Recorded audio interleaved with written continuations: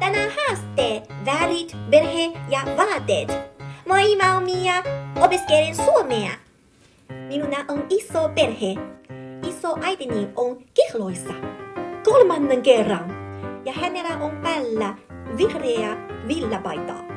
Isäni on Kariu ja hänellä on päällä punainen kupu, koska hän luulee olevansa joulupukki.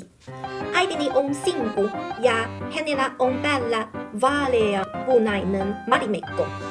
Hän sanoo, minulla ei ole aikaa miehille, minulla on kissa. Veljeni on eronnut ja hänellä on päällä sininen teepaita ja uudet mustat farkut. Siskoni on naimisissa, mutta hänellä on uusi poikaystävä. Minulla on paljon draamaa.